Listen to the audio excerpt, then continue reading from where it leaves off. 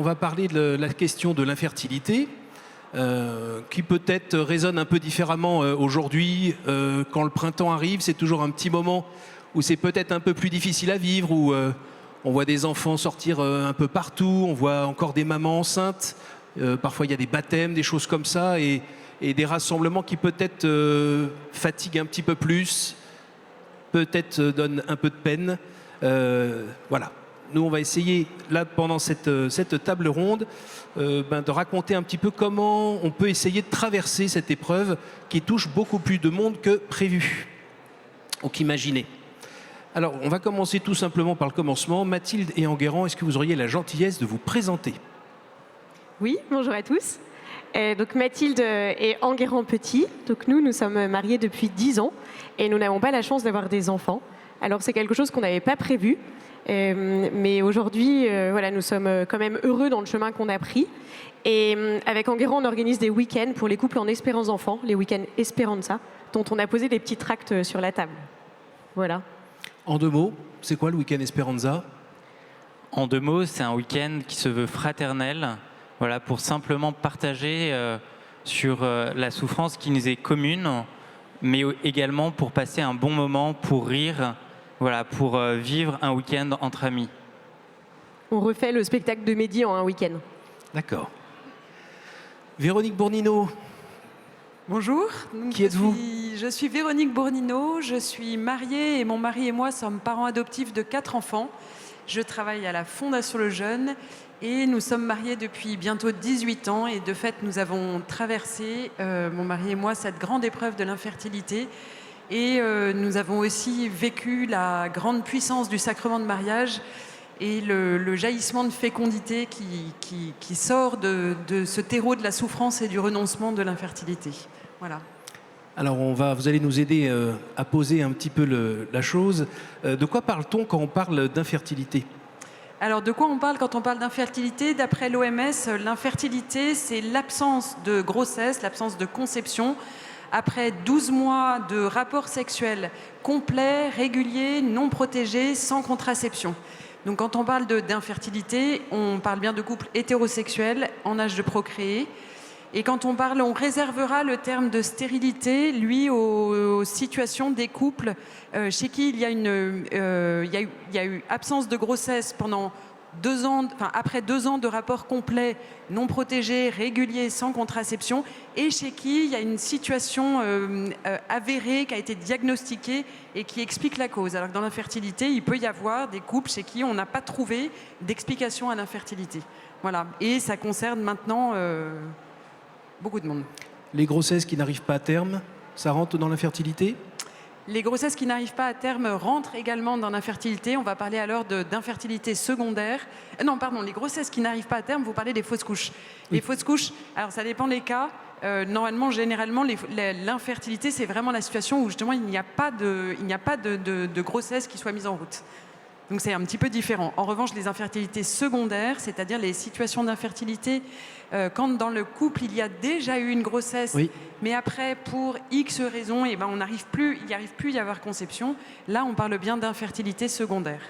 Alors vous étiez en train de dire que l'infertilité, notamment en France et peut-être dans le monde, est en croissance, stagne. On connaît un peu les raisons?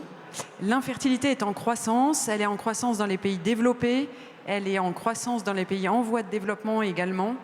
Les chiffres sont quand même très impressionnants, hein, parce qu'on estime, enfin les derniers chiffres de l'OMS qui sont sortis en 2023 évaluent en termes de statistiques que 47,5 millions de couples seraient concernés dans le monde. Ça veut dire à peu près 186 millions de personnes, 17,5% de la population en âge de procréer, donc c'est très important. Un couple sur 6 serait aujourd'hui concerné par l'infertilité. Alors les raisons sont évidemment multiples, hein. L'infertilité est toujours multifactorielle. Dans nos pays développés, parmi les raisons les plus évidentes, il y a d'abord le recul de l'âge de la première maternité, qui est vraiment la cause épidémiologique la première et la plus importante. En France, dans les années 70, la première grossesse de la femme était établie vers 26 ans. Aujourd'hui, la première de la femme est établie après 31 ans. Donc évidemment, connaissant le cycle naturel, ça glisse. Ensuite, il y a d'autres causes. Il y a les maladies sexuellement transmissibles qui sont favorisées à l'adolescence par la promiscuité sexuelle qui elle-même est favorisée par la pratique généralisée, les pratiques contraceptives généralisées. Il y a aussi l'environnement, la pollution de l'environnement et notamment les perturbateurs endocriniens qui seraient une des causes principales expliquant l'infertilité masculine. Et dans les pays en voie de développement, va s'ajouter à cela les situations de MST non traitées, donc les maladies sexuellement transmissibles. Exactement, qui ne sont pas traitées. Et puis aussi les avortements thérapeutiques qui ont été faits dans des mauvaises conditions et qui vont évidemment abîmer le corps de la femme, malheureusement. Et puis la pollution dans les pays en voie de développement qui est très importante et qui influe très fortement l'infertilité dans ces pays-là. Voilà. On met combien de temps à savoir qu'on est vraiment concerné par l'infertilité, sachant que ça ne marche pas toujours à chaque fois, la nature fait que... Alors c'est vrai que de manière générale, quand ça fonctionne de façon ordinaire, de toute façon, normalement, je crois que c'est 25%, seulement 25% seulement 25% des grossesses arrivent du premier coup, entre guillemets. Voilà. Oui. Et généralement, 80% des couples mettent 6 mois à réussir à établir une grossesse. Dans l'infertilité, la médecine de l'infertilité recommande d'attendre 1 an, au minimum 1 an, avant de consulter et de chercher à comprendre pourquoi est-ce qu'on n'a pas réussi à établir une grossesse. Voilà. Le temps est toujours un allié pour favoriser la venue de la vie. Voilà. Merci Mathilde et Enguerrand. Bon, c'est bien ces chiffres, mais la réalité, quand elle vous arrive sur vous, c'est autre chose. Ça se vit comment? Alors c'est difficile, surtout au début. Déjà, faut consulter. Il faut en avoir conscience, et c'est ce que tu disais, Véronique. Le temps est un allié, mais le temps peut paraître très long. Et quand on va voir la première fois un médecin qui vous dit non mais ça fait 9 mois, c'est pas grave. En fait voilà, c'est quelque chose qui est difficile, qui est long. Et pour autant, je trouve que la plus grande difficulté, c'est de mettre un mot sur le sujet. Et nous, c'est ce qu'on a vécu dans notre couple. Déjà prendre conscience de ce sujet et puis oser en parler au sein du couple.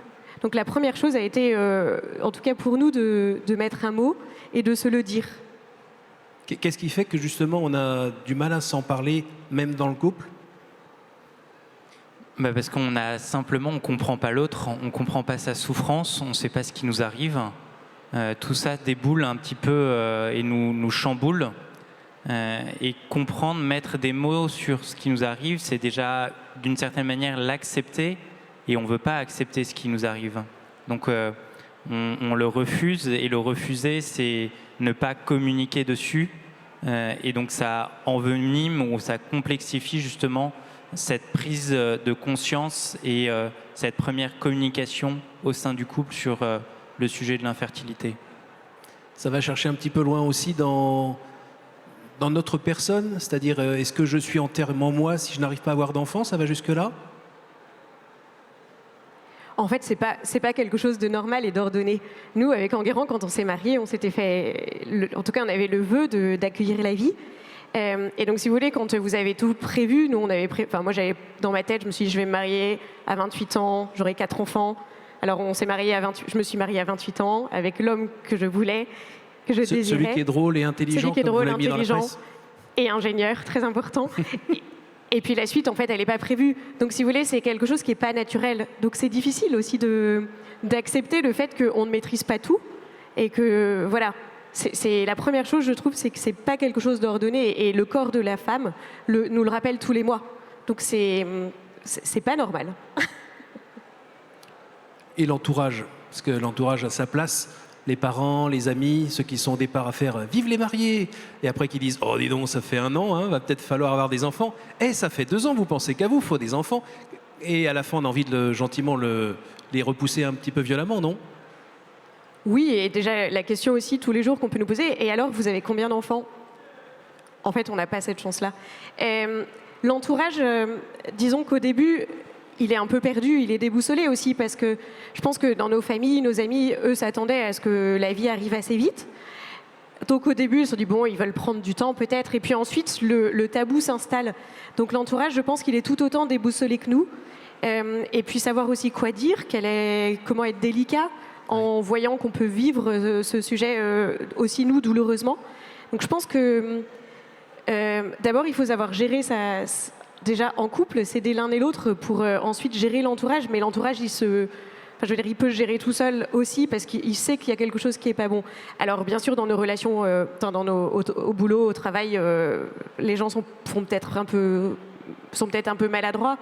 Mais on leur en veut pas. Et à nous, en fait, de les aider aussi à savoir casser le tabou.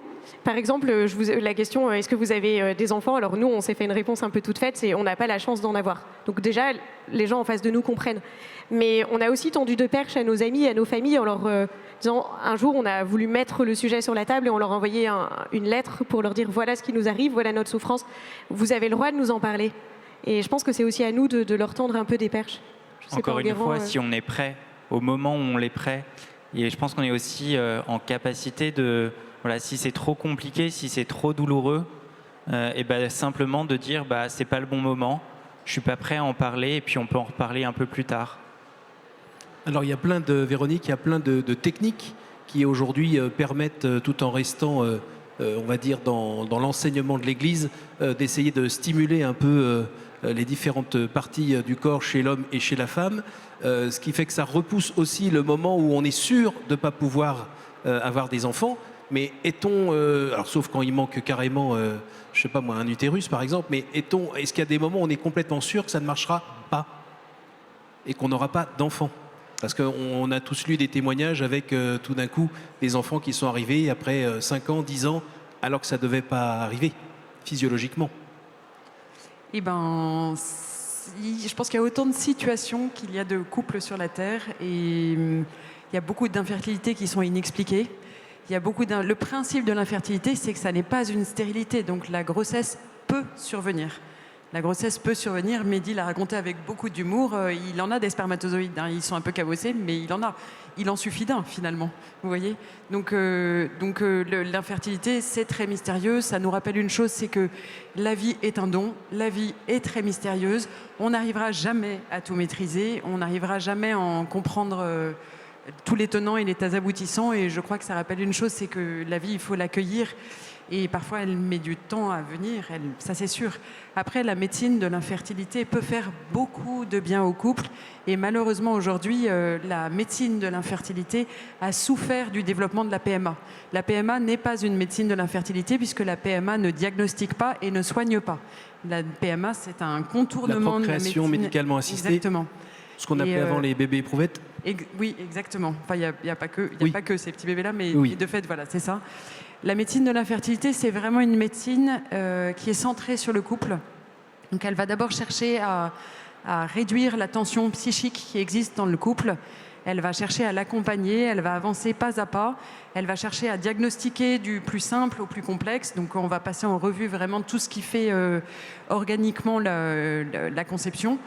Du côté de la femme, du côté de l'homme. De fait, ça passe par ces examens qui sont très invasifs, dont a parlé Mehdi dans son spectacle. Donc, ça rappelle une chose d'ailleurs, c'est que le couple a beaucoup besoin d'être accompagné dans la médecine de la fertilité. Et c'est pour ça que le médecin qui accompagne un couple dans la médecine infertile, avant d'être un technicien, il doit vraiment avoir une déontologie humaine pour accompagner ce couple dans ce cheminement de deuil, qui est un cheminement de petit à petit de deuil et de renoncement. L'objet propre de la médecine de l'infertilité, c'est vraiment d'aider un acte conjugal naturellement accompli à obtenir sa fin. Donc ça va passer par aider l'ensemencement à aller plus loin dans les voies de la femme, ça va passer par le fait de traiter les spermatozoïdes, ça va passer par le fait de réparer ce qu'on peut réparer, etc. Quand tout a été exploré ou réparé, s'il y avait des choses à réparer et que la grossesse ne survient pas, le rôle du médecin, ça va vraiment être d'un accompagnateur. Enfin, ça va vraiment être d'être un accompagnateur pour le couple, pour le conduire à une voie de sagesse, une voie de maturation profonde, qui est aussi l'acceptation de l'infertilité et le deuil de l'enfant biologique. Donc ça va être vraiment un chemin d'accompagnateur, de renoncement. À sa façon, il va être un accoucheur, sauf qu'il va être un accoucheur de ce renoncement. Voilà. On peut être foyer, couple, sans enfant. Oui, tout à fait. Bien et sûr. je pense, Ouf, et je pense heureusement. que et je pense que en fait, ça revient aux sources aussi un petit peu de notre mariage où quand on s'est marié bien sûr, voilà, avec l'espérance d'avoir des enfants, mais d'abord on s'est marié parce que on s'aimait et donc pour s'accueillir et se donner l'un l'autre. Et je pense que c'est ça aussi qui fait le socle de notre vie commune. Et en fait, ce chemin de l'espérance d'enfant nous permet aussi de découvrir petit à petit, de se découvrir l'un l'autre et de découvrir la force de notre couple, la force du chemin que l'on peut parcourir ensemble. Donc c'est un beau chemin, c'est un chemin qui est parfois difficile, sur lequel il y a parfois de nombreuses pierres inattendues, des ravins, des torrents à traverser. Mais voilà, on est encore une fois, on est à deux, encordés, et on peut vraiment être un foyer heureux.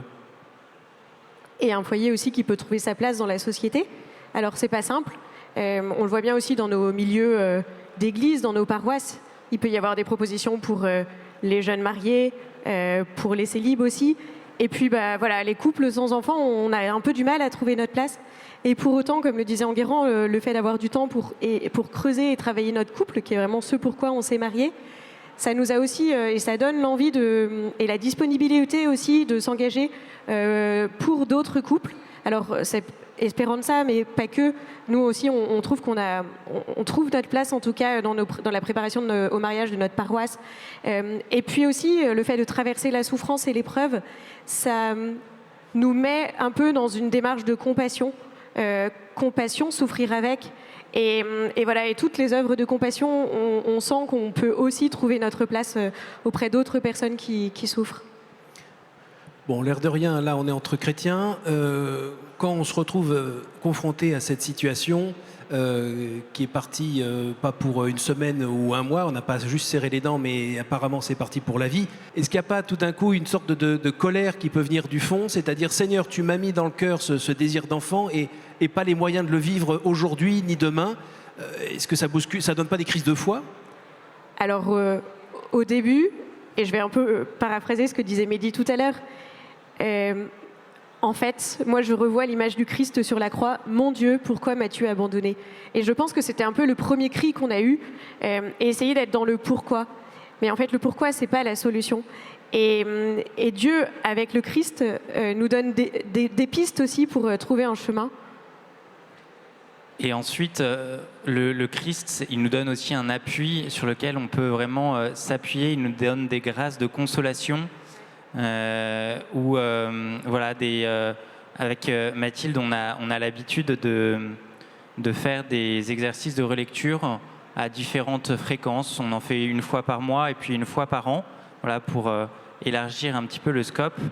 Et ça nous permet de voir un petit peu dans toute l'année qu'on a vécu les lieux ou de joie ou alors des lieux de peine, mais où on a pu être consolé. Et cette consolation, voilà, Mathilde et moi, on croit vraiment que c'est aussi Dieu qui est là à nos côtés, qui est l'ami fidèle et qui nous accompagne pour traverser les épreuves.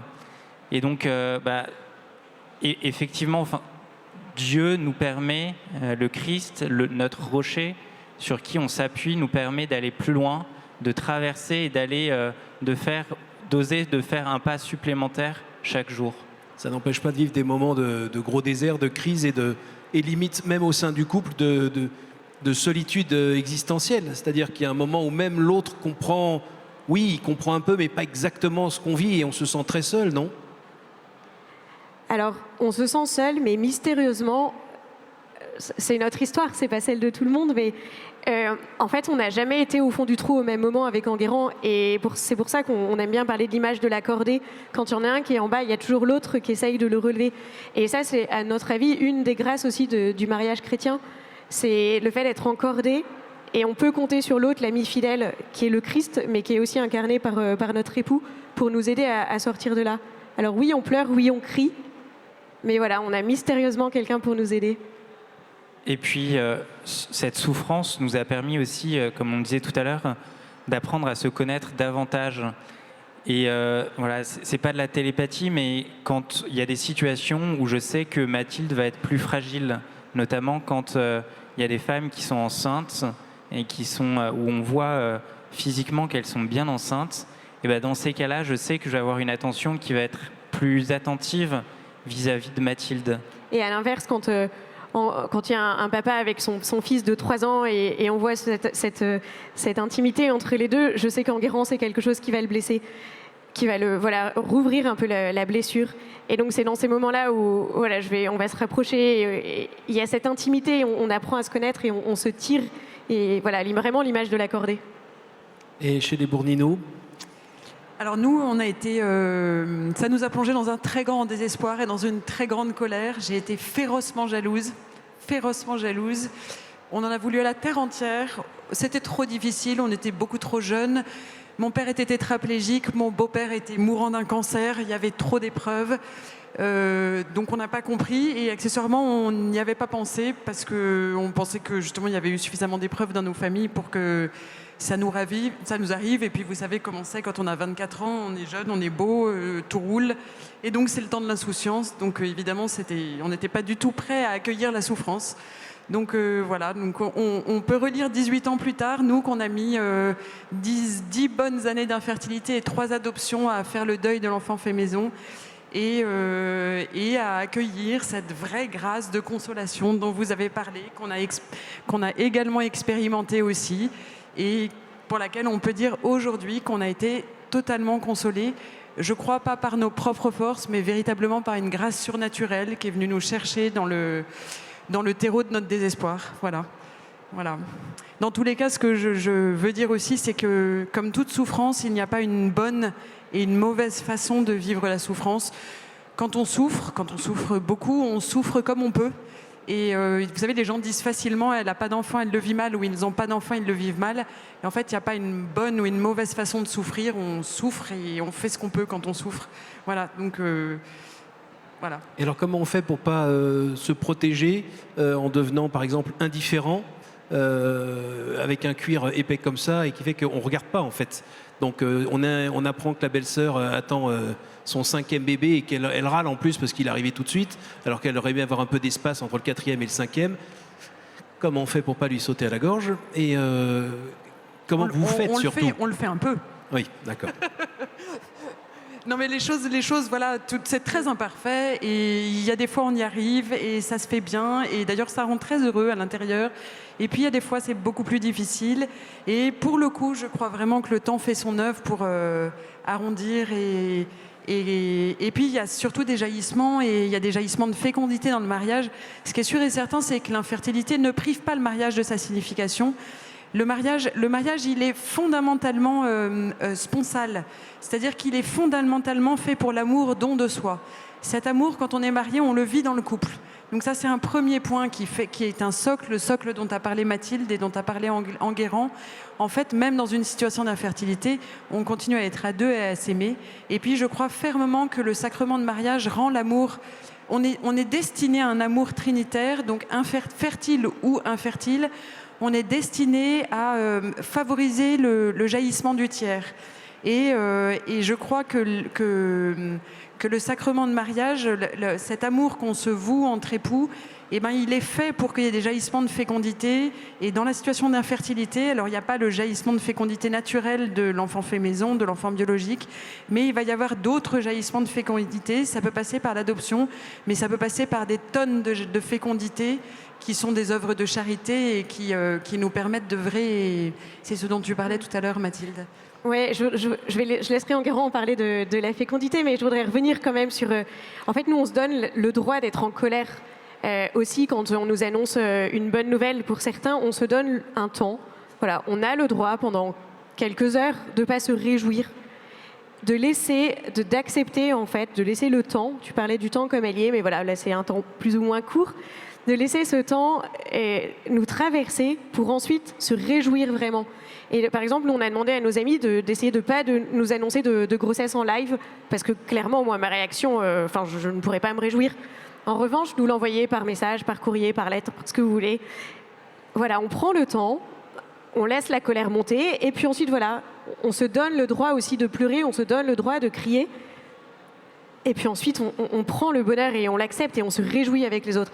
Mais je pense que c'est important, en tout cas, nous, on a trouvé que c'était important de se donner ce droit à la colère. Et puis c'est aussi important de savoir aussi se protéger, parce que même si ça nous donne un cuir épais, voilà, on a une blessure et voilà, quand il y a un baptême et qu'on est au fond du trou, c'est pas la peine de remettre du sel sur la plaie.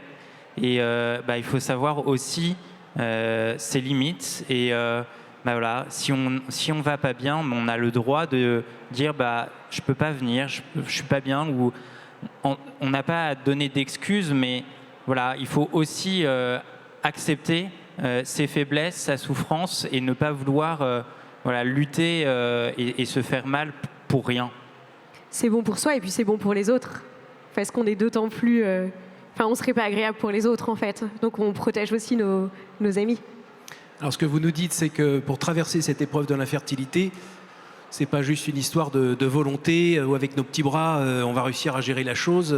Il faut vivre cette étape de souffrance comme on peut, essayer de se préserver comme on peut. J'imagine avoir une vie de prière aussi toujours plus implorante pour peut-être compenser nos failles et mettre plutôt du baume sur notre douleur. C'est bien ça? Et alors, ça apporte du fruit?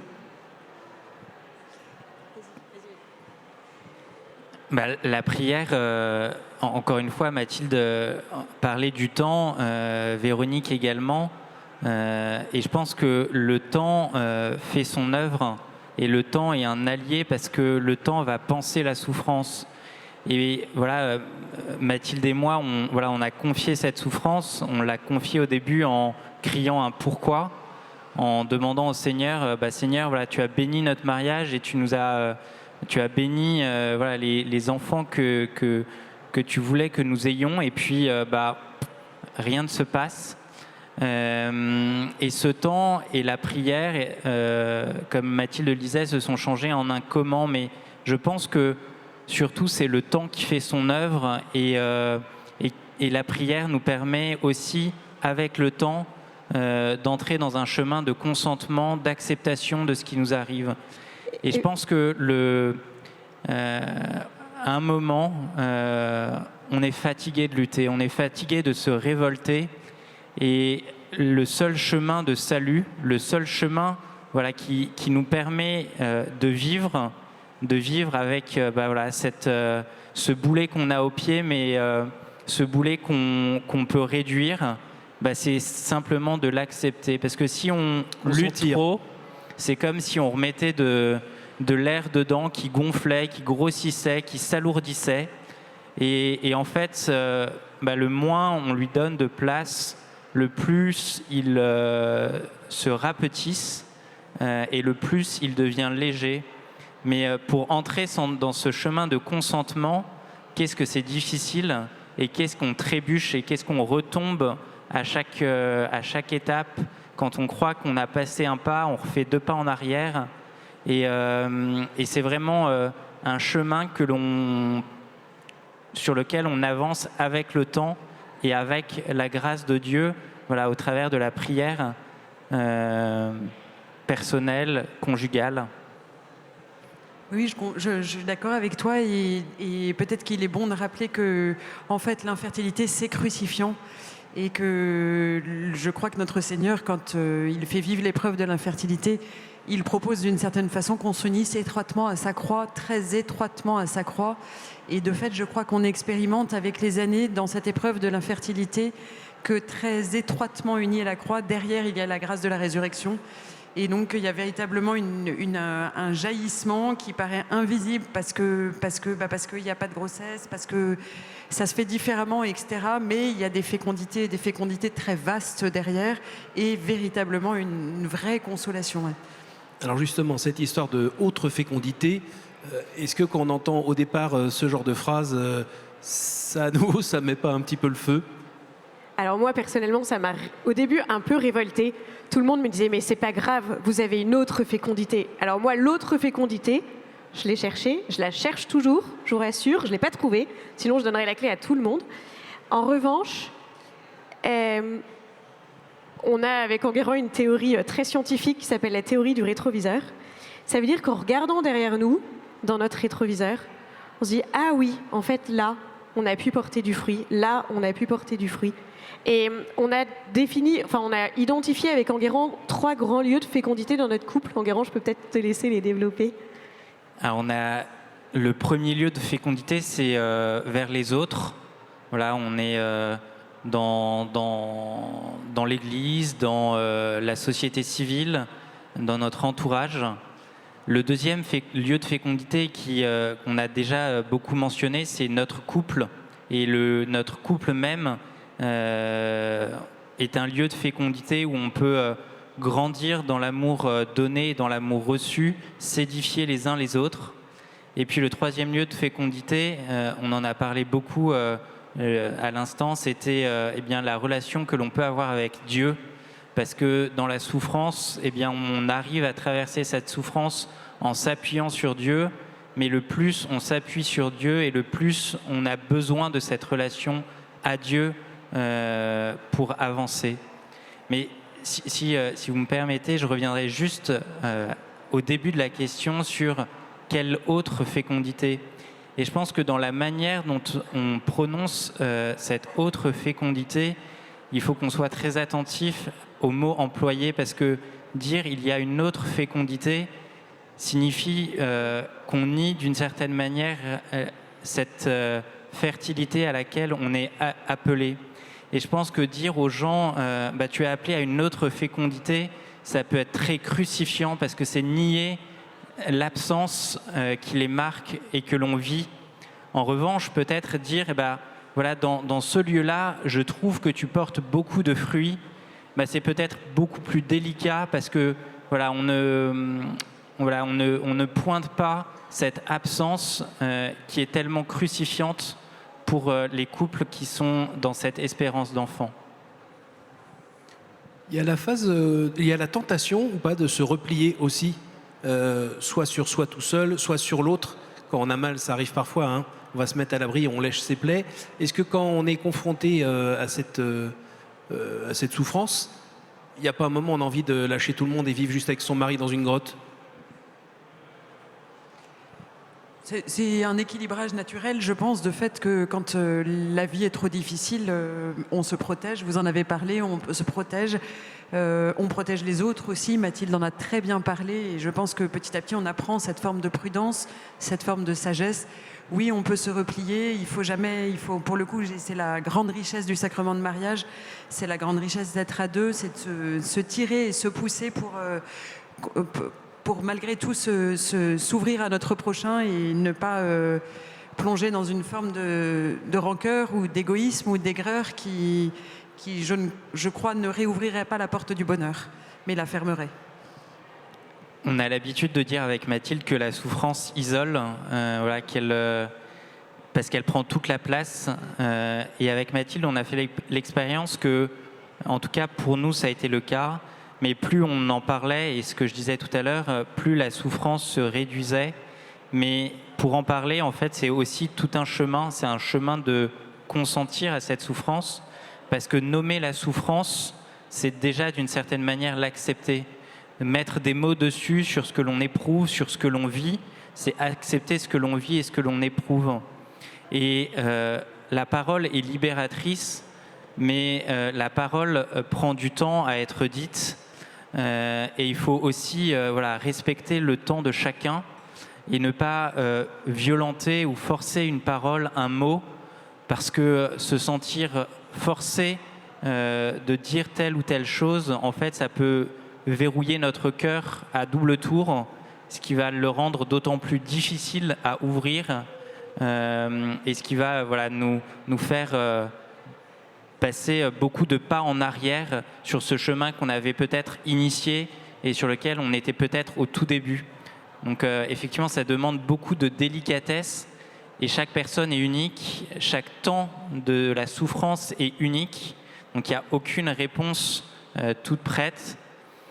C'est le grand dilemme de la souffrance où voilà, on est en face d'une personne et on a à accueillir cette personne telle qu'elle est avec ses fragilités et essayer d'entrer en relation simplement avec celle-ci. Et la fuite, en fait, nous, on a été tentés plusieurs fois de fuir le monde. Alors, pas totalement. Voilà, trop de pression, En fait, allez, on prend un billet d'avion, on prend un billet de train, et puis on part. Et puis on revient. En fait, c'est pas grave. Si derrière, en fait, on a vraiment ce chemin qui nous guide. Par exemple, avec Enguerrand, à un moment, ça faisait 4 ans qu'on était mariés. Donc là, c'était le début. On était en plein dans la souffrance dure, en fait, de l'infertilité. Et puis on s'est dit, mais cette vie à Paris, tous ces amis, là, tous nos amis qui s'étaient mariés après nous, avaient tous 2, 3 enfants. On s'est dit, mais c'est pas possible. Alors, qu'est-ce qu'on a fait? Enguerrand a cherché un boulot hors de Paris. Puis on a déménagé, on est parti en province à Metz, comme ce que proposait Mehdi, la solution de Frère Jacques. Bon, et en fait, très vite, la fuite, elle nous a rattrapés parce qu'en fait, on est arrivé à Metz et puis en fait, on a fait plein de choses et puis on s'est remis parce que moi, je m'accroche à cette parole du Deutéronome, je mets devant toi la mort et la vie, choisis la vie. Et en fait, à un moment, on a ce jaillissement de vie devant nous, on a envie d'aller le voir. Enfin, voilà. Mais c'est pas grave de fuir. Si à un moment, le chemin, c'est le bon chemin. Alors Véronique, avec votre époux, vous avez entrepris des démarches pour pouvoir adopter. Vous avez pu adopter 4 enfants. Ça, c'est encore une autre aventure parce que c'est avoir des enfants qui ne sont pas ses enfants de sang directement. Ça se fait si facilement que ça ? Oui, en effet, on a eu la joie de pouvoir accueillir et aimer 4 enfants. Non, l'adoption, c'est pas si simple que ça, mais c'est un très grand chemin de bonheur. C'est le bonheur de recevoir la vie comme un don. C'est le bonheur de la vie d'un foyer avec ses joies, ses pleurs, ses cris, ses disputes, ses bobos, sa créativité. C'est le bonheur de se rendre responsable de vie. C'est le bonheur d'aider une existence cabossée à continuer sa course. Donc tous ces bonheurs-là sont des bonheurs réels pour lesquels nous rendons grâce quotidiennement. Après, vous avez raison, la parentalité adoptive, c'est une autre forme de parentalité. Je crois même qu'on peut même parler d'une autre normalité. Pourquoi ? D'abord parce que nous, parents adoptifs, nous devenons parents par l'adoption généralement après ou en même temps qu'on est en train de faire le deuil de l'enfant biologique. Et donc, on est dans un état fragilisant. Et donc, notre paternité et notre maternité ont pris leur source dans le deuil et dans la souffrance. Et ça pour ensuite être transfiguré. Pour ensuite être transfiguré par ce choisit la vie, justement, dont parlait Mathilde. Mais donc ça nous différencie des grossesses qui arrivent très facilement. Et deuxièmement, et surtout, parce que nos enfants adoptés ont vécu de très graves états de fragilisation et de résilience qu'on ne peut, à mon avis, qu'imparfaitement concevoir et qui vont nécessairement donner à la parentalité adoptive des tâches et des défis supplémentaires pour nos enfants et pour nous, leurs parents. On pourrait dire d'une certaine façon que nous, parents adoptifs, nous sommes des tuteurs de résilience. Il va falloir qu'on développe des habiletés parentales, des habiletés éducatives supplémentaires qu'on n'aurait jamais pu imaginer. Et donc, je pense qu'on est malgré tout des familles à options supplémentaires. Ça va demander une forme de détachement, parce que en fait, tout ce dans quoi on avait été élevé et qui nous paraissait très naturel, en fait, c'est pas ce qu'on va vivre. Ça va nous demander une très grande liberté, notamment une très grande liberté éducative. Ça va nous demander une très grande humilité aussi, parce qu'il y a beaucoup de choses qui ne fonctionnent pas. Et puis ça va nous demander aussi beaucoup de créativité, beaucoup de fatigue, de l'inquiétude et surtout beaucoup de joie et beaucoup de dévouement. Donc souvent, nous, quand on contemple nos 4 enfants, honnêtement, nos enfants adoptés sont des héros. Je pèse mes mots en disant cela, ces enfants ont beaucoup souffert, ce sont des enfants qui sont extraordinairement résilients et ces enfants sont des héros. Je crois pouvoir dire qu'il est beaucoup plus laborieux pour eux de vivre que pour nous, tout simplement de vivre normalement. Et souvent, quand on les contemple avec mon mari, on a envie de se mettre à genoux devant eux, tellement leur courage et leur résilience nous impressionnent. C'est un sujet qui vous a un peu traversé l'esprit, j'imagine? Alors on a effectivement on a démarré un projet d'adoption avec Mathilde il y a 2 ans à peu près. C'est une question qui nous était venue voilà, il y a quelques années déjà et à laquelle on avait répondu non. C'est pas le moment, c'est pas notre projet. On voulait pas que ce projet d'adoption soit un projet de palliatif de notre voilà, de ce désir d'enfant. On voulait que si l'adoption devenait un projet, que ce soit le plan A, que ce soit pas le plan B, mais que ce soit vraiment notre plan A. Et puis, à l'occasion d'une de ces relectures dont on vous parlait tout à l'heure avec Mathilde, eh bien, ce projet, ce désir, s'est matérialisé dans un « eh bien, pourquoi pas ?» Et donc là, on a lancé voilà, les premières démarches, les premiers mails auprès du département pour enclencher ce processus. Et on est maintenant dans ce parcours de l'adoption qui est un chemin voilà, ouvert. On ne sait pas quel sera le but, on ne sait pas quand sera le but. Et on marche sur ce chemin dans la confiance, dans l'abandon, voilà, sans savoir ce à quoi le Seigneur nous destine, mais confiant que pour l'instant, nous sommes sur le bon chemin. Alors, on approche de la fin de cette table ronde. Qu'est-ce que vous auriez envie de dire aux couples concernés, Véronique? D'abord, j'aurais envie de leur dire pleurez sans culpabiliser. Dites votre colère, dites votre incompréhension, faites-la monter vers le Seigneur. Le Seigneur n'est pas indifférent, il comble de bien les affamés. Ensuite, je voudrais leur dire, en même temps que vous pleurez et que c'est très difficile, mendiez la grâce de la consolation et mendiez-la au Seigneur, encore une fois. Je ne sais plus quel saint disait que ça l'étonnait pas que le Seigneur ait si peu d'amis parce qu'il était très dur avec ses amis. Donc parfois, je pense qu'il faut un peu le secouer en lui disant « consolez-nous, c'est trop difficile ». Et puis enfin, je voudrais dire qu'il est certain que Dieu donne la grâce de consolation. Nous, on l'a expérimenté avec beaucoup de force. On l'a un peu expérimenté à notre corps défendant, c'est-à-dire qu'un jour on s'est retourné et puis on s'est dit tiens c'est marrant, on ne souffre plus depuis plusieurs mois. Donc ça veut dire qu'on avait été consolés, on n'avait pas su le voir, mais en fait le temps et la grâce de Dieu avaient fait leur œuvre et on avait été littéralement et véritablement consolés. Et puis enfin je voudrais dire une dernière chose, c'est que le mariage est beau, le sacrement de mariage est beau, la vie est belle et qu'on peut avoir une vie très différente et avoir une vie très heureuse. Les gens on a souvent l'impression, en tout cas peut-être dans notre milieu catholique assez homogène, que quand on n'a pas porté un enfant, on a un truc en moins. Moi, je me demande si le bon Dieu n'a pas permis qu'on vive un truc en plus et qu'il nous fasse rentrer dans le grand mystère de l'amour et dans une aventure de vie qu'on n'aurait jamais soupçonnée. Merci Véronique. Enguerrand et Mathilde, qu'est-ce que vous auriez envie de dire aux couples jeunes et moins jeunes concernés ou qui sentent qu'ils vont rapidement être concernés et fixés? Aujourd'hui, en fait, dans ce parcours, quand on est souvent dans une salle d'attente, on attend, on regarde, on attend les comptes rendus des médecins, on attend ceci, on attend d'accueillir la vie, on ne fait pas de projet. Et enfin, vraiment, moi, faisons des projets, enfin, avançons en fait. Ne nous arrêtons pas et ne restons pas à regarder les trains passer dans cette salle d'attente. Ne nous interdisons pas de prendre un billet d'avion sans option d'annulation, c'est pas grave en fait. Avançons. Et moi je pense que c'est ce qui nous a un peu sauvés dans ces moments difficiles, c'est qu'à un moment on s'est dit bah c'est pas grave, on fait des projets et on avance. Et pour rebondir sur ce que tu disais Véronique, ton avant-dernier point, le temps en fait c'est vraiment un allié. Ça peut paraître complètement contre-intuitif, surtout nous les femmes, bah, le temps c'est pas un allié.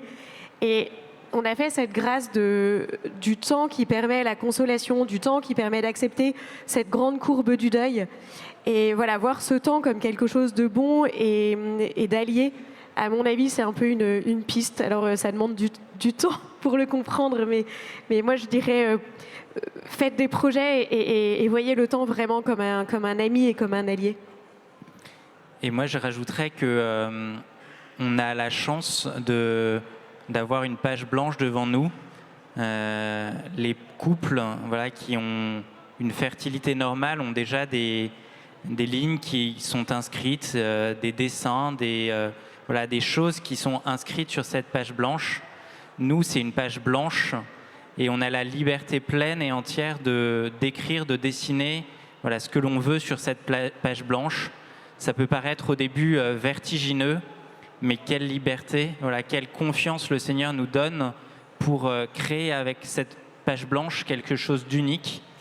Et voilà, cette page blanche, elle nous habite beaucoup avec Mathilde sur voilà, qu'est-ce que l'on va faire de cette page blanche et la réinventer chaque jour. Bien, merci beaucoup à tous les trois de nous avoir quand même ouvert votre cœur sur un sujet sensible. J'invite aussi les gens à se renseigner sur le week-end Esperanza, qui avec un S ou un Z ? Avec un Z. Avec un Z. Merci beaucoup. Merci à tous.